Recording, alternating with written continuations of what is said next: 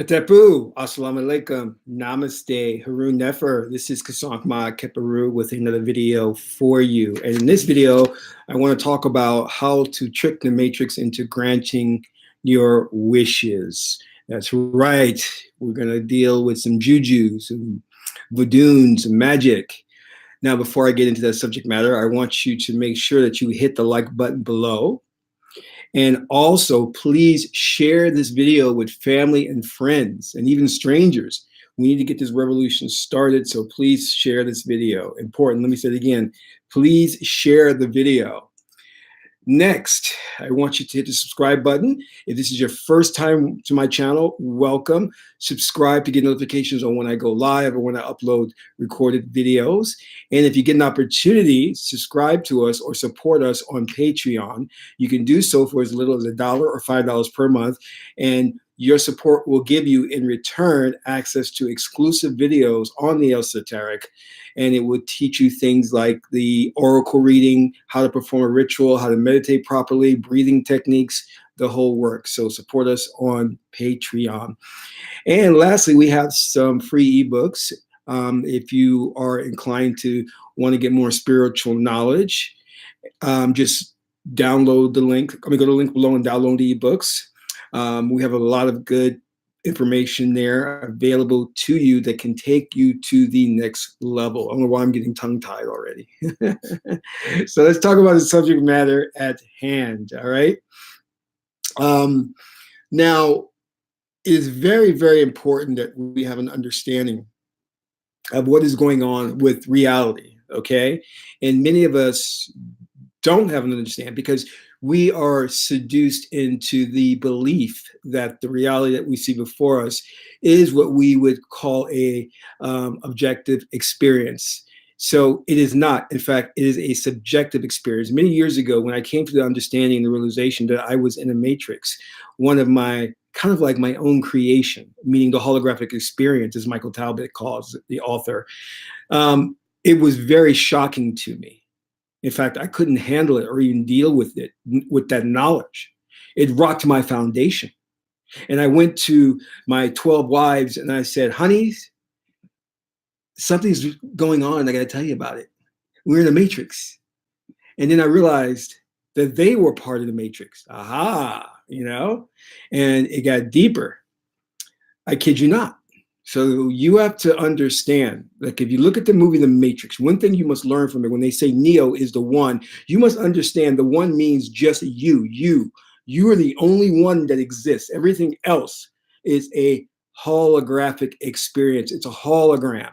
And the people that you are interacting with are merely avatars that you make an agreement with to have an experience or interaction with them. All right? They don't exist, but they do exist on different other planes of existence.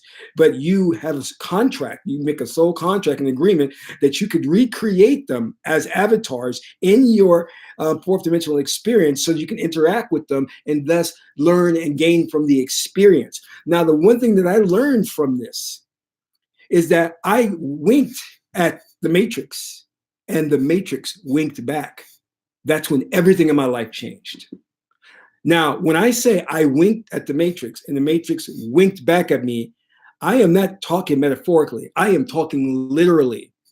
This is why in New York, I was giving classes on what we call as pinging reality. Let me say it again, pinging reality. That means that if you want to know if you're living in a construct, then there are ways to test it out. Now, of course, modern physicists are trying to tell us that we live in a simulation. They can prove that we live in a simulation by querying the simulation.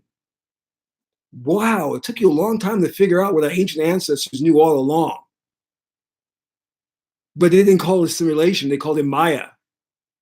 So when I was in New York, in my small house with my 19 wives and 42 kids, I winked at the Matrix to see if it would wink back, and it did. And that shocked the very foundation of all my belief systems. I didn't know what to think, what to do, and then how to handle that. And then I began to see the patterns all around me.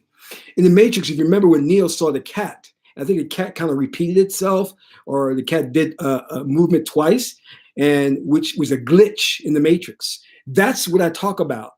That's what I'm talking about in terms of understanding that you're in the matrix. So when I said in the classes that we're teaching, when I say you can ping reality, meaning that there are certain techniques that you can use to have reality hit you back and let you know that, hey, this is all Maya. It's all an illusion. But you got to be ready to handle that.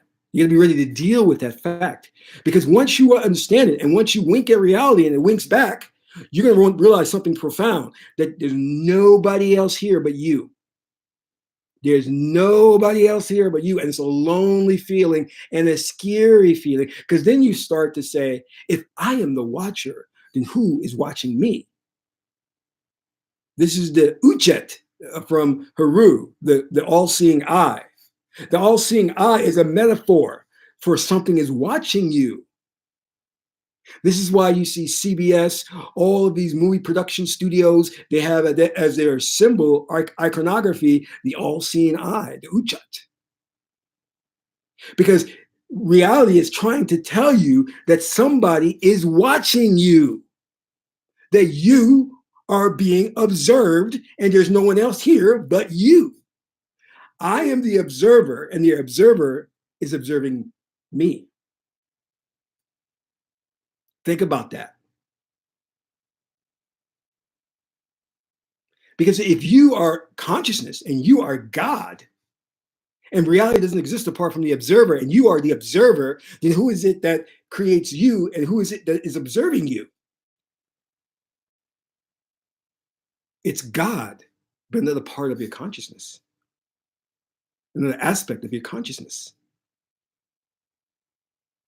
We do not live in an objective experience. We live in a subjective experience. We all are living in our own bottles of reality, our own reality tunnels. And those reality tunnels are crafted and put together based on what's going on in here, your belief system.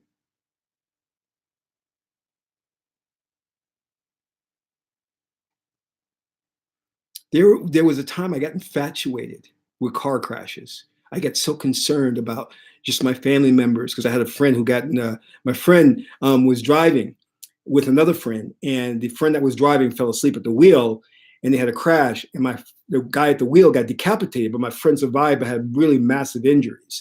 So I was very just worried about that I would get into a car accident. And one time when we were going to the Poconos to shoot my film, one of my feature films.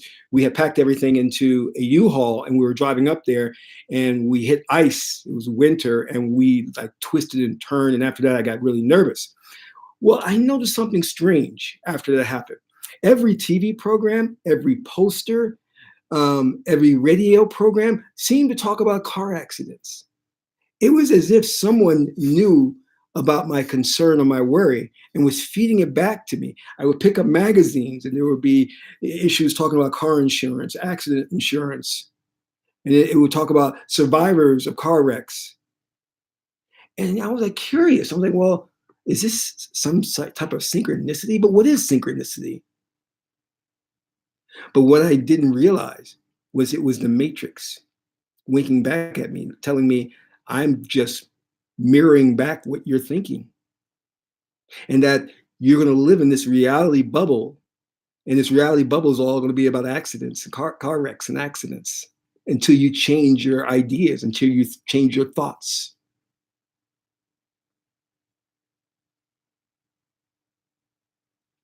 We've all had instances of where we were preoccupied with things, and suddenly it seemed like those things just kept popping up. You may go to work and be worried that your boss will catch you coming in late, and suddenly you walk in and your boss is standing right there. What a coincidence. Or is it? You see, the matrix is intelligent, it's dynamic, it's interacting with you, it has a relationship with you. It is only a mirror reflection of your belief system.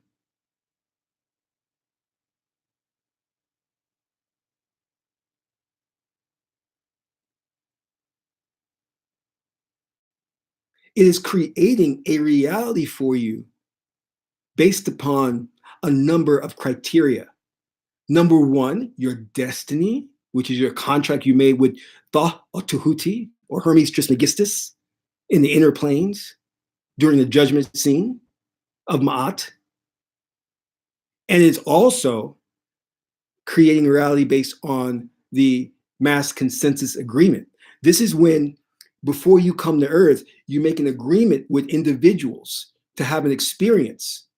And based on that agreement, the matrix then creates the reality that you can interact with. And then finally, the third one is spontaneous. It is your belief system which changes and changes and changes. Because you see, the subjective reality that we're experiencing is ever changing because our thoughts are changing, our belief systems are changing. And whether you like it or not, you're socially engineered or conditioned to think things.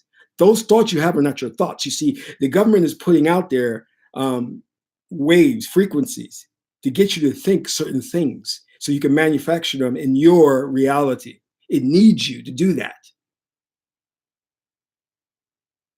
So, my beloveds, wink at the matrix and watch it wink back at you. And then enjoy it. Enjoy the experience. See, we're not here to get out of the matrix because you can't do that. You're specifically here for a reason. I've already gone over the 3 reasons you're here. Number 1, soul contract, your destiny. Number 2, the mass consensus agreement. And number 3, your beliefs bring you here to this existence. Now, I want to get deeper with you because I want to show you a trick to make the matrix, because you are God. And notice I didn't say ask the matrix or plead with the matrix. I said make it, command the matrix to give you your wishes and your desires. But you have to be steadfast. You have to be focused like Haru, the hawk. Haru, Horus, son of Aset and Aser, king of Upper and Lower Kemet, or Egypt, husband to Hetheru, Hathor. You have to be Haru, focused to do this. Let me, out of respect, greet the Magi's in the chat room. Miranda, Hatepu, Aset, Hatepu, Jenny, Namaste, Joe Mo, Assalamu alaikum, Sekhmet, Goddess, Hetep. All right, Suan, Namaste. I love that name, Miranda. Let me know if I'm pronouncing it correct. Okay. Time for a quick commercial break. I mentioned this, I think it was on my Patreon. These are the Oracle cards, The Dreams of Gaia, by Rayanne. And if you get an opportunity, you should get this. It may take some time when you order it to come to you because these are very exclusive cards. They're very beautiful cards. And the reason I'm bringing this up because I've been working with these lately instead of my traditional Rider-Waite tarot deck. And I have it's just been a pleasure meditating upon these images. I mean, I have no affiliation with Rayanne and her work, but I am just one who appreciates her work, not only for its aesthetic value, but for how deep the meanings go. And she gives you a book here, The Dreams of Gaia tarot deck, which will guide you through the meaning of each card. So you should check that out. That Oracle's fantastic. I'm going to do more work on that on Patreon. So if you're a Patreon supporter, I'm going to go through it and show you how to do some readings with these. Also, one of the things that I want to cover too is we as minority people suffer from a low IQ, a low intelligence. And I'm not afraid to say that because at one point I was a member of that. And this is not by your own efforts. This is not because you're just inherently dumb. It's because you have a system that is doing everything it can to suppress your intelligence and cut you off from the Akashic records and cut you off from source. So the more they can dumb down society, the easier it is to manipulate them. And they do that starting out with the so-called minority group. So on Patreon, I am going to put together a program which will show you using occult practices and also natural herbs and isotonic frequencies and binaural beats, how to increase your intelligence and connect you to source. So you will be getting revelations and ideas that will come out of the ether, and you'll be just like fantastic. And this will be great for those who are students or who are parents and want their kids to excel in school, okay? So we're gonna be going with some advanced esoteric principles and techniques to get you to that level of a Nikolai Tesla or Imhotep. Those were geniuses of our time.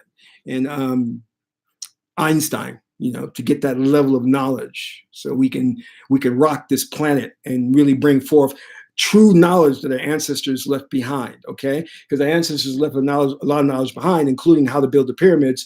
But the Egyptologists and archaeologists went into Kemet in Egypt and removed that information from the sacred stones, the Meduneta. They took it and hid it. It was there. But they got to it first with Howard Carter, the grave robber, the thief, the one who claimed that he discovered King Tut's tomb. But anyway, I digress. So I'm going to get into a little bit of that on Patreon. So if you're not a supporter, please support us on Patreon. Me and my 46 wives, we really need to support because we have a lot of kids, and rent and food is high, and then the baby diapers are expensive. But anyway, I digress. Okay, so the matrix is there to assist us in our ascension to 5D. You can't get out the matrix. So if anybody starts with that foolishness, ignore them. Because you have a lot of spiritual teachers who have a PhD in intellectual masturbation. So what that means is that they will come along and they will say things that sound deep. Well, the etymology of this word traces back to Hammond, of the hem, of the H-A-M. And you'd be like, damn, that's deep. When he's just full of shit. Because let me tell you something. The real spiritualists, the real occultists, the real magi's are practicing. They're not out there talking, saying big words to confuse you. I mean, if you look at like my face, I've got magic powder that I mixed on my own on my face because I'm constantly doing rituals. I'm constantly invoking deities and spirits. I'm not out there just lecturing and giving like intellectual BS to people. I'm not out there giving you very simplified, generalized answers to complex problems in your life. Because those who come to you and those who give you advice, peace, we're here. Oh, yes, it sounds good, but that shit don't solve your problems. And it's just a Band-Aid, okay? I'm not hating on anybody, but I'm letting you know that you're in a situation and there's real work to be done. Because if you want to just walk around talking about, I'm one with all, and I'm breathing prana, and I work on my mantra, you want to walk around talking that crap while the ruling elite is depopulating the planet. And you're going to catch hell because you made this agreement to be here. It's part of your soul contract. And if you don't do what you're supposed to do, then I don't care how sincere you are, you're going to perish with the rest of all of us. You've got to now, which brings me to my next thing, and how to trick the matrix into granting you your wish.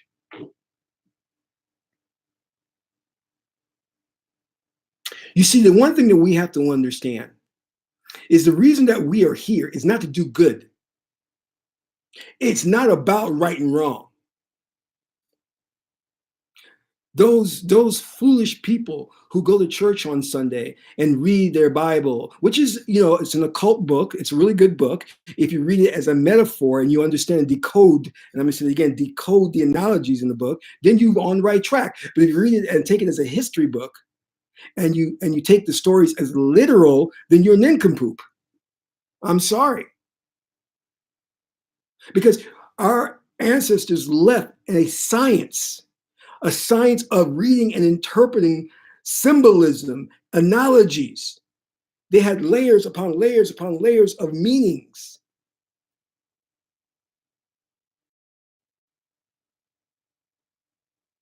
So the young children of Kemet could decipher things.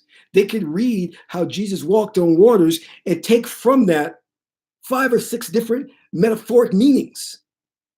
But because these people are only trained to use the left brain in church on Sunday and just read it literally, they miss the depth and the breadth of what is trying to be communicated.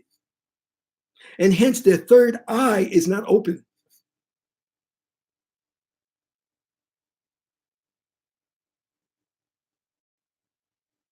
So you are not here to just do good. It's not about right and wrong.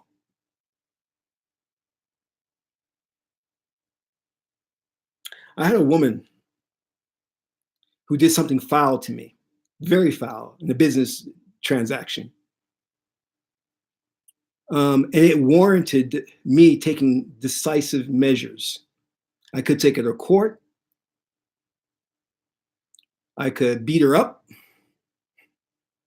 or I can handle it in a way a magi should handle it. So I said, well, I'm going to deal with it on a spiritual occult level. I'm going to do a ritual. Now, I know a number of rituals, one of which is how to make a person die. And I said, this person, in my opinion, is worthy of being recycled. And let's put it in nicer words. So I went out and bought the necessary tools, the herbs and things, and, charged my wand and got the crystals together, and everything.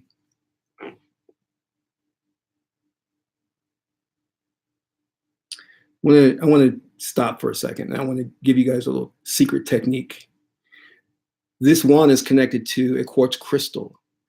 If you meditate consistently, let's say for 28 days, especially on a full moon, with this, and only have one objective in mind, and you visualize that objective and you're meditating with it, you'll actually charge this crystal. Then after you finish meditating, sit it on your altar with a bigger crystal and have them come into contact. Whatever intention you put and program into the crystal, because crystals get programmed. We know this from the Atlanteans, our ancestors from Atlantis. They worked with crystals. So when you charge this crystal, it's programmed like a computer chip, and you place it on this crystal amplifies it. It magnifies the power in your intention, and it goes out to the ether and grants you your wish. So anyway, that's just a little trick there you should know. But going back to what I was saying, so I went and purchased the right tools, and I was going to do the ritual to deal with this woman. But then I asked myself a very important question. This goes back to the Matrix. Well, really, before I was incarnated into this plane of existence, I met her and I made a deal with her. And that deal was she would betray me so that I may grow spiritually from the experience. So then I asked myself, in that sense, if I made that soul contract with her, was she really a bad person then? Was she really worthy of death or being recycled? So I had to put the brakes on. I had to stop. I said, Kassank, slow your roll. And I said, no, she's not worthy of death. No, she's not bad. She helped me to move closer to 5D. The great I Ching Oracle, the Chinese I Ching Oracle, says everything serves to further. Everything serves to further. So she was the means by which I was to get enlightenment. So I didn't do the ritual, which brings me to tricking the matrix. You see, the matrix operates based on labels names, tags, definitions. And then those things it uses to manufacture. You see, this candle is not really a candle. It is something that stands in place of reality, in place for reality. Because the candle is not the real thing in and of itself. It is a metaphor. The objects that you see are not really the reality in and of themselves. They stand in place for reality. They are metaphors for what's going on. And you must learn to look at them and interpret them. Hence, this is why our ancestors were very good at reading omens and signs. Because these things have meanings. Nothing is by coincidence. So, when you subscribe to labels and definitions such as good, bad, the matrix manufactures that for you so you can interact with it. The matrix is not discerning. It's not saying, well, today I'm going to give him a lot of good luck, and tomorrow I'll give him some bad luck. The matrix is not discerning that. It is only a feedback loop. It is a mirror. It is giving you what you want. Indirectly, of course.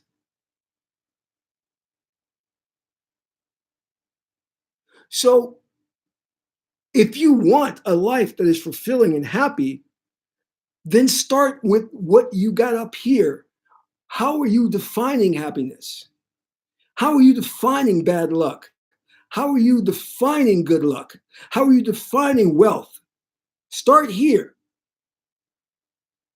When you remove those obstacles, those labels, names, and terms and definitions, then you truly become Osir. You truly become free. But the more that you subscribe to these things, the deeper you go down into what we call is the duat.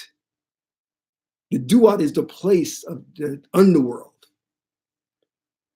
But you don't want that. You want Osir to resurrect within you, the God power within you.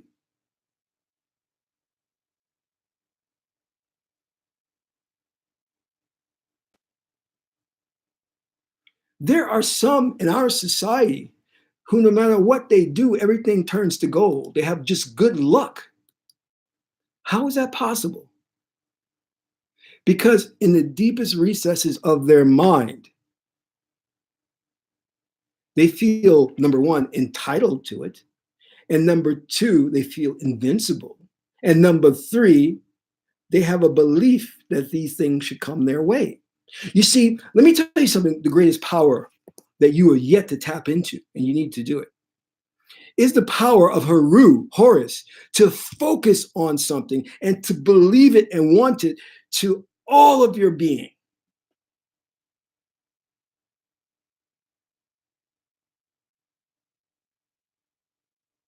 If I believe money just comes my way to the core of my being, the matrix then fulfills that. And everything you see will be signs of money coming your way.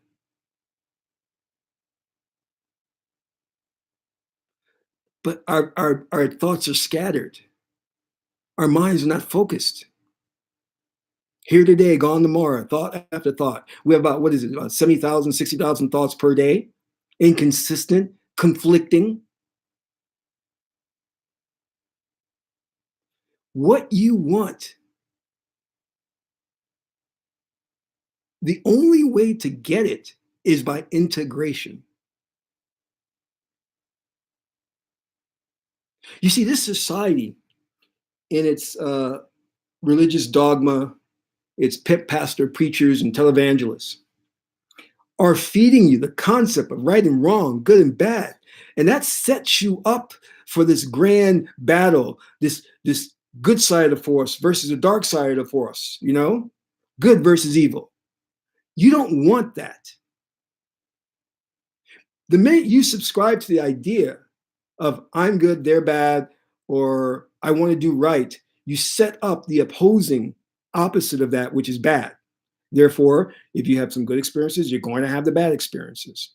What you want is integration. You want the idea to accept the fact that These things all coexist.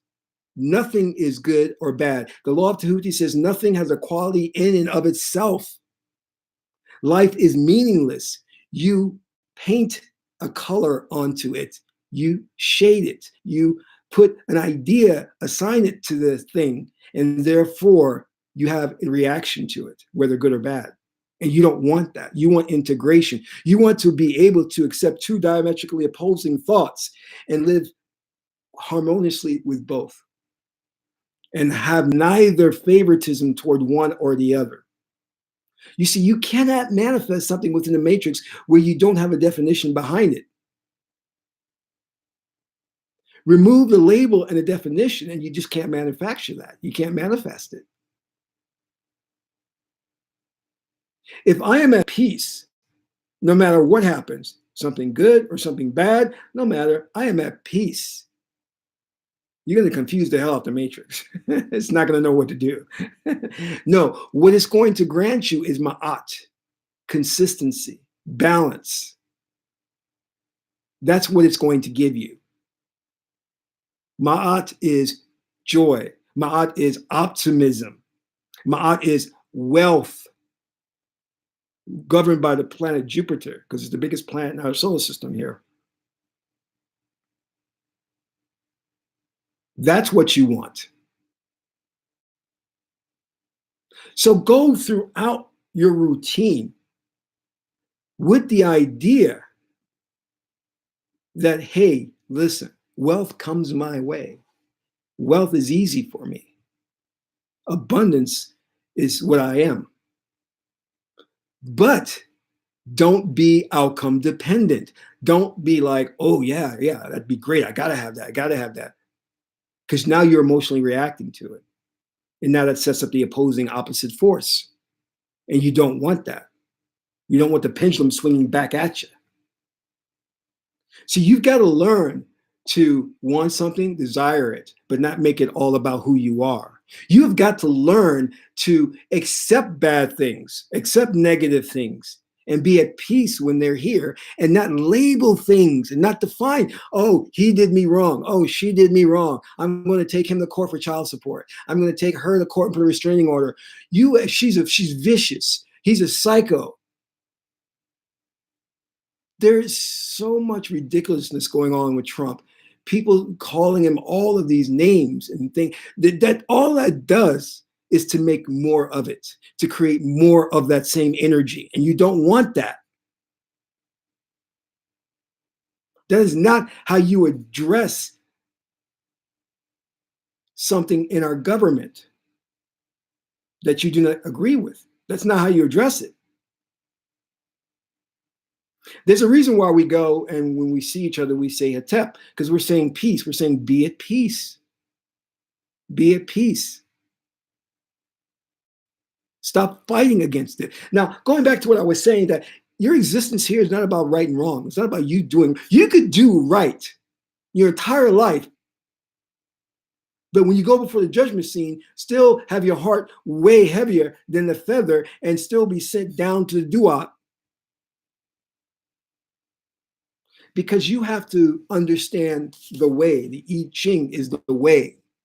And the way means how you must operate according to what is right for that particular moment and time. There's a place and a time for everything. And you must know the cycles in life. You must understand and decode what is going on so you can operate appropriately.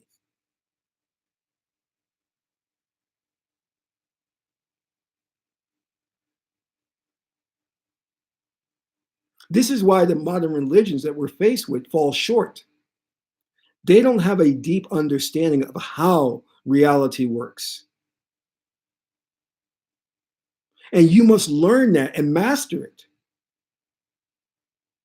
Yes, doing right is a good thing. But when you correct things in your spiritual being, like removing names and labels and definitions, then automatically you will be in alignment with Ma'at. You will do right automatically. And you won't have to think about it. You won't need 10 commandments. You won't need the laws in our government to do right. Because your spirit will be aligned with righteousness.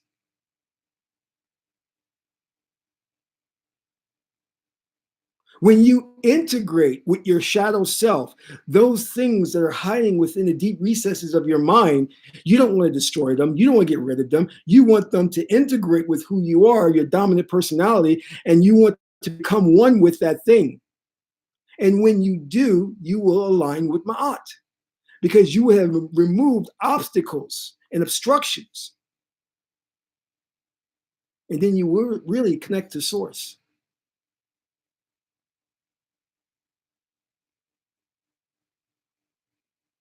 So the next time someone does you wrong and you are caught up in an emotional way, meaning you feel a certain type of way about it, you've got to step back and ask, is this person somebody you made an agreement with prior to coming into this existence? More than likely, the answer is yes. So therefore, they are just fulfilling their role in your life and helping you to ascend to 5D. So don't call them your enemy. Don't call them evil. Don't call what they did as bad. And understand it was just so everything can further your development. Now, I'm not saying allow people to push you around and abuse you and step all over you. I'm not saying that. But I'm saying have a higher perspective, which is the 20th hexagram of the I Ching. It's symbolized by a tower and you standing on top of that tower, and you have a higher perspective on things.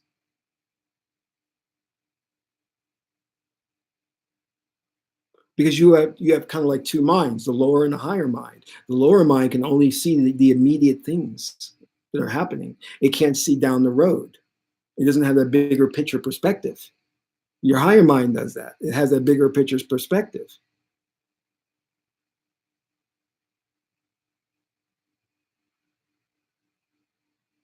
So remove those titles and names and definitions, and then see how your world and the matrix will respond to that. And it'll be blissful. It'll be wonderful. That is the true way of knowing that you are a righteous person. That is a true way to gain power over situations and people. Because it's really only they're doing things in response to the things that you're harboring in your mind. They're only playing those things out for you.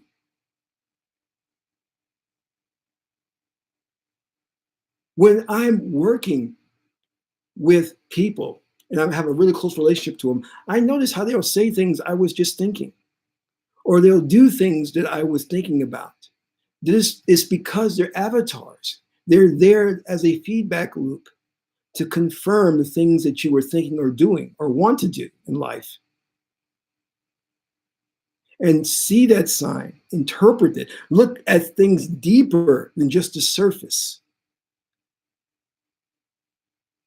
This is why I don't get caught up on relationships and hang up and get hung up if somebody does something to me, because I say to myself, well, if I'm God and I'm manifesting this reality, what is it that I believe that caused them to act in such a way?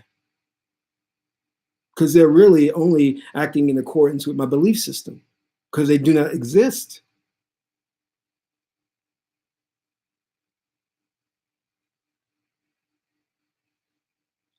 But it takes someone who's really on a spiritual journey to look at things from that perspective, because we are so primitive in our mindset.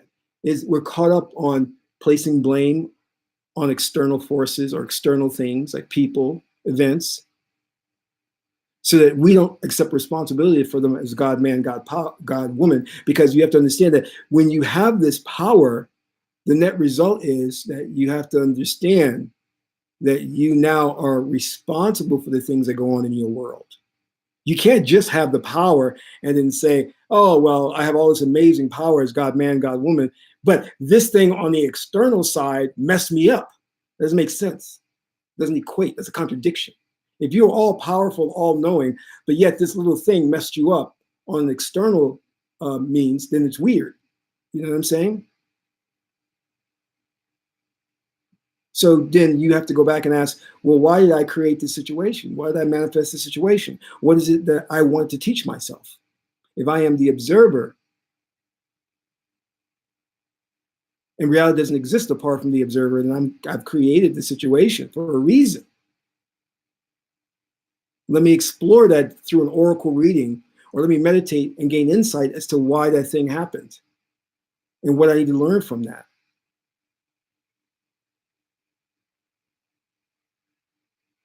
Now, there are times when you'll need to sit down and do a ritual to punish those who may do wrong against you, because that too is part of your spiritual growth and learning how to deal with people. But you must make sure you're doing it from a position of, I want this person to learn and grow, not that of revenge. You understand there's a big difference there. So in conclusion, I just want to say, be a practitioner of the word.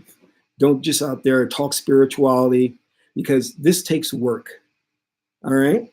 And if you want blessings, if you want good things to come your way in the matrix, you first have to look at your ideas and your thoughts, how they resonate, how they go out there and manifest in different situations and scenarios that come back at you.